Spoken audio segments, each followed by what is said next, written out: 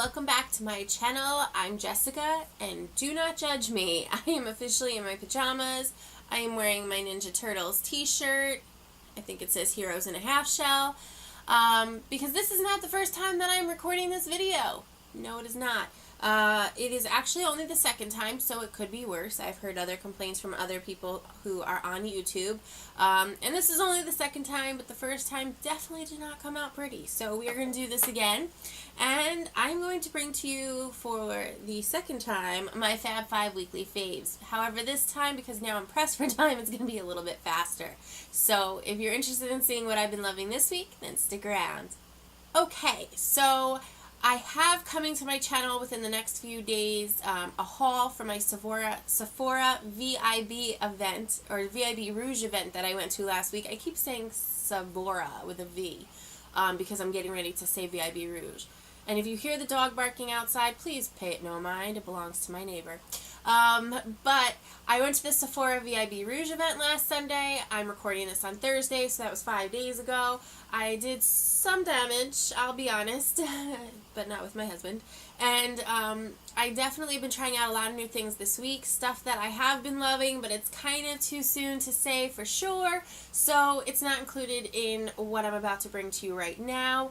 But keep your eyes peeled for that haul video, and I would definitely pay attention to my Fab 5 weekly faves for the next few weeks after, because you might see some second appearances. However, in the meantime, what I'm loving this week, I'm going to start with something I have had since my 30th birthday in November. It was purchased for me as a gift from one of my aunts and uncles then, and I honestly have been using it ever since. It's from Anthropologie. It's the Eau de Toilette Vanilla, but with an E instead of an A. It's 1.6 ounces of perfume. It's $18, and I will link everything down below so that you can go purchase these items yourself if you are interested. But this is for me, and I'm horrible at describing fragrances. To me, it's like a musky, warm vanilla. So it's sweet. The top note is definitely sweet, but like the undernote, if we're going to use that kind of technology, to me, or that type of terminology, to me is a little bit musky. And for me, what it does, it's a little bit different than like the warm vanilla sugar and the other vanillas that they have at Bath & Body Works over the years, in that those are a little bit overly sweet, and that sweetness really just stands out way too much on the skin. In this situation, because of that muskiness, to me it's a little bit toned down. It's not stickingly sweet. And I've really enjoyed it. I'm the kind of person, and I think anybody is the kind of person, you put perfume on yourself in the morning and you can't smell it on yourself shortly thereafter because you're desensitized. But as long as I've owned this, and as long as I have actually been wearing this, in the last 2 weeks my husband has been commenting a lot that he really loves the smell of it. He'll smell me at the end of the day and go, "Ooh, you smell like vanilla." And I'm like, I'm still wearing that damn perfume. So if my husband likes it, then I absolutely like it, and I have found that instead of wearing it a couple of times a week or a few times a week, I'm wearing it like every day the last 2 weeks.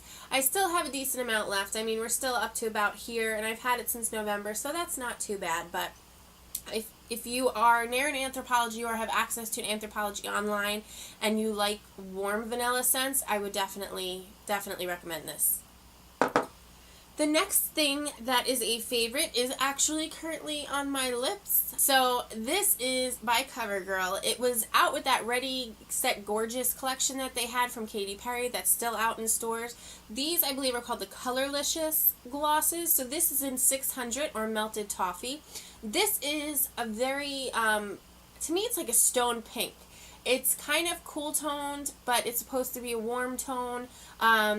Kind of sheer, but somewhat opaque. I know I'm making zero sense. It's been a really long day. But you can see that as red as my lips naturally are, it's really toning them down right now. And I'm sorry that I keep looking at the monitor, the little screen, but I'm trying to like see it so I can describe it at the same time. But it definitely has almost of an opaqueness over my lip color. It's definitely sheer if I put it over other bases like the Buxom lip foundations, and I've done it over the Kat Von D Everlasting Love liquid lipstick. So this is just really transformative to me, and what I mean by that is that this kind of takes on a different essence with each product I put it over. So it's never overly cool, it's never overly warm, it doesn't make your teeth look brown or yellow. I hope not. I mean, I'm looking in the monitor, that's the way I feel at least. You could disagree. These definitely are not long lasting, but for me, it's definitely a feeling that I like on my lips. It is moist. I know people hate that word, and I'm sorry, but it doesn't deplete my lips of any moisture. It doesn't feel messy like it's slipping all over. It just goes where you put it, stays on for a decent amount of time, and by decent I mean maybe 30 minutes if I'm not putting anything like food-wise in my mouth or a straw or a cup or anything. So 30 minutes for me, maybe we'll give it okay. So I don't know, if I'm not eating or drinking anything, I never really thought how long it lasts. Maybe like an hour. I don't know. All I know is I'm okay with the amount of time it lasts. It's been in my purse since the second I bought it, which is why I keep forgetting to put it on one of my Fab Fives. And I just really like the way it looks over other colors and how it has a capability of toning down certain colors that maybe for me are just, too dark or too bold. It really helps make that little bit of change and give it that little bit of oomph that I'm looking for. Plus, these don't smell bad, they don't taste bad, they're really, really pleasant, and for the price, I believe this was like $6.99. For me, it's definitely worth it. So the next thing that I've been loving is actually a skincare item, and I know I mentioned that little pimple that has joined us. Unfortunately, this has been the cause of some of those, so it's a bad thing, but for a good reason. There's a good end or means to the end. So this is the Nip Plus Fab Glycolic Fix. It's a refreshing and retexturizing treatment for exfoliating and brightening. And what this is these have glycolic acid. They are pads that are moistened with it. There's 60 of them in here. It was about $12 or $12.99. They smell very citrusy and like clean to me. It's a weird combination, but I find it to be very pleasant. One side of the pad has bumps on it. One side is smooth. These are definitely going to help with the acidity to exfoliate your skin and help refreshen and rejuvenate your skin by being an exfoliating and renewing treatment. So you're not physically exfoliating, but it's definitely a chemical reaction that's taking place. However, when you're doing that, you really are doing a nice slough off of the skin or cleaning out of the pores in order to be able to replenish the skin like that. And what that does is it brings all that dirt and gunk to the surface. I've been using the Ole Henriksen set that I had in my last week's Fab Fives, and to be honest, I was actually pronouncing it wrong. I was informed that it's Ole Henriksen, even though it's spelled O-L-E, so if I'm wrong again, I'm sorry, I give up. All I know is I absolutely love his products. They definitely have made my skin feel retexturized and made the tone seem different and feel different, and the hyperpigmentation is already getting better. And I just love those products that I thought, why not add to it even more? It caught my eye at Target, and for the price, in all honesty, if it's just going to take the current skin routine I'm doing and take it up a notch, I'm all for that, because so far I'm really happy with the results. And this hasn't caused any irritation. It has not dried me out at all. And normally that is with any kind of pad treatment, even if it's not exfoliating, that's my issue, is that I get so dried out because there's alcohol in those pads that I can't keep using them. I've been using this for over a week. You can use it up to 2 times a day. I choose to use it once, and I use it at night, so 60 pads will last me about 2 months. For $12 or $12.99, $12 or $12.99, that's really not a bad cost per pad for this treatment, especially not with the results I've gotten thus far. And I do see a difference in addition to the current routine that I am using that I mentioned last week. I do feel like that this has taken that and definitely kicked it into high gear, and I've been getting some compliments, but I've also been dealing with these pesky little boogers, so that is the trade-off. The next item that I'm loving is something I bought last weekend, and I've honestly used it for 2 days, but I know that I love it already, so I have to share it with all of you. You all know that I have discussed my Anastasia Beverly Hills Dip Brow Pomade previously. It might have been in my last week's Fab 5 or the week before. I love the product, and the product has a really great consistency and really great staying power, and I like the color and the whole nine, but I just find it to be an absolute challenge to work with for me. I'm challenged in working with Anastasia Beverly Hills products, especially the Dip Brow. So that being said, years ago, and I know I shouldn't admit that because I still own the product, But years ago, I purchased the Makeup Forever. What do they even call this? I don't even know if the name is on it. It's the waterproof eyebrow corrector. So this was, like, to me, as far as my knowledge, the first of its kind. This is clearly in shade 2, which was a brunette shade, or is a brunette shade at the time. This product is actually still good. It doesn't smell. I barely used it, so it was closed a lot. So it's still in great condition. Now fast forward like 5 years, and they just came out with the NYX Cosmetics eyebrow gels. This happens to be in brunette. I do also own the blonde for my kit, and I'm going to be buying some other colors. This, to me, I was told could come out very opaque, and definitely had to use a light hand. I went into it using a light hand only to find out that this is a sheer but buildable product. So a light hand I still recommend, because you will definitely want to place it with intention and like where you're placing it and kind of see how it's working and adjust to using the product. But I find that the product itself is just really easy to work with. And for somebody like myself who is as challenged with the Anastasia Beverly Hills Dip Brow Pomade as I am, I have had absolute ease using this. I don't know if you can see. This is the end of the day. It's now 8:30 at night, and I put this on way early this morning, so it had to have been like 6:37, so over 12 hours ago. I did not set my eyebrows with eyebrow gel today. They have not budged. This product has not rubbed off, which is an issue I was dealing with sometimes with the Anastasia. Like I've said before, I don't really have much hair on the inner part of my brows, so whatever color you see there is usually just me using a product. And sometimes when you don't have any hair for the product to cling to, it can definitely rub off a little bit easier. And I haven't set this with the eyebrow gel. It's the first time I didn't set a product with eyebrow gel, and my eyebrows didn't move. They stayed exactly where I wanted them. The product hasn't budged. I feel like this is the perfect product that falls between something like the Dip Brow Pomade and then something like a powder. Now, I still sometimes use wax pencils with powder, brow powder over them. I have said before I feel that that can be a slightly fuzzy look, whereas sometimes the dip brow is a little bit too sharp and slightly too unnatural, which is my issue in application, not with the product. So if you're considering it, I do love the product, I just am not good at applying it.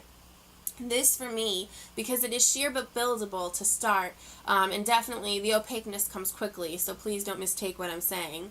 I feel like it comes out with more of a sharpness and definitely less of a fuzziness than the powder, but definitely not as sharp, not as opaque, not as fake looking necessarily, or artificial looking as it would with the Dip Brow Pomade. So for me, this is kind of filling in the sparse areas, giving me a really nice natural finish, and still the hair itself actually stands out. So my brows look really soft and natural, and I am actually achieving the shape that I want. So it's a win across the board. And the last thing that I am loving this week is more like 15 things. It's something that I was dying to get my hands on, tried to track down for quite a bit, and by a bit I mean a week, and that's a lot for me, trust me. But it is limited edition. However, it's still currently available in stores, and I was told that they'll probably be coming back online, and I'm talking about Target, so Target and Target.com. And as far as I know, they're all over the country, but I am referring to the Sonia Kashuk 15-piece 15-year anniversary brush set. This brush set is about $39.99. They are all purple, but I haven't really spoken about her brushes before. I happen to love Sonia Kashuk brushes. You can get them at Target, so they're really easily accessible, especially if I'm in a bind and need them for a job. They're definitely, some of them are stiffer to start, but then once you kind of wash them a couple of times and you break them in, they definitely soften up. I always get really professional results with them and really great blending and application. So when I saw that this set was going to be coming out and I wanted to get my hands on it, it's just because when for less than $40 can you get your hands on this wide an assortment of brushes? So I'm not going to go into detail with all of them, but I'll definitely show you my faves. Of course, there is a powder brush and a blush brush, as to be expected. There's also a regular flat foundation brush, which I used for my concealer this morning, and it worked great. There is, now this is one of the stiffer ones I'm referring to. This was a little bit rough this morning, but it'll soften up over time with even more washes. But I used this for the blue shadow underneath my eye, underneath my lash line, my lower lash line. It came with a spoolie, which is a straight-on spoolie. I just always bend mine. So this is a spoolie and an angled brush, and this is what I have been using for that NYX brow gel. It comes with a regular little smudge brush, very, very little, nice and dense, thickly packed. And then it comes with its own version of the MAC 242. Hers are slightly thicker as far as, the bristles are concerned, but they operate the exact same way. I get the same results, and I have bought many of these from many different sets, but not because anything happens to them. To be honest, some of her brushes are what I started my kit with way back when, and those brushes are still good. I still have them, so that's why I absolutely love her stuff. It really is high quality for a very low price. It also came with a somewhat pointed concealer brush. It's a bit of a weird shape, and some of them got bent being in there, and unfortunately washing them, they still dried wrong, but they'll break down over time. This I use to clean up the Wonder pencil, Wonder line, or whatever it's called from NYX, that I use to clean up under my brows. And then we get into some of my faves. Now, these aren't actually my faves. I haven't even used these yet. I usually have specific brushes delegated for specific foundations, and so I haven't needed to use these yet based on what foundations I currently have in rotation. That's a mouthful. But this set came with the slanted flat top kabuki, which is slightly smaller than one that you would get from Sigma, but still very dense and very soft, and I cannot wait to use it, as well as what they are referring to as a duo fiber round top buffer. Now, I know what you're thinking. You don't see two types of fiber. That's because they dye the entire brush purple. However, when I am this close to it, you can definitely see that there are shorter bristles in here, especially if you pull it back. You can see a side on the outside, or on the side of the brush, can't speak English, that there are shorter bristles in there. So this is a very dense brush. This one is definitely a little bit firmer than this brush. This one's a little bit softer, but they're both nicely dense. Now to the ones I'm loving. These are the eye brushes that I am loving. So this one is nice, fluffy, basically a big eye shader brush. This I've been using, not really, it's not precise. If you wanted a wash of color, you could use it. I've been using it with like a buff, beige, or bone kind of color, and I just put that all over my primer to kind of give me a nice smooth base to apply other shadows to. So I've been using that for this, or this for that. I've also been using this to put a nice matte color under my arch before I take just a little bit of shimmer and pop it right along the line. This is to me comparable to a Sigma E40, but a little bit fluffier and a little bit less precise. So this definitely gives me a nice wash for my transition color. And then this is almost like a mini flat top kabuki, except that it's much softer, much fluffier. This is their crease brush. This fits perfectly right into my crease, and I've been able to work some really good colors in and then blend them out with the fluffy brush.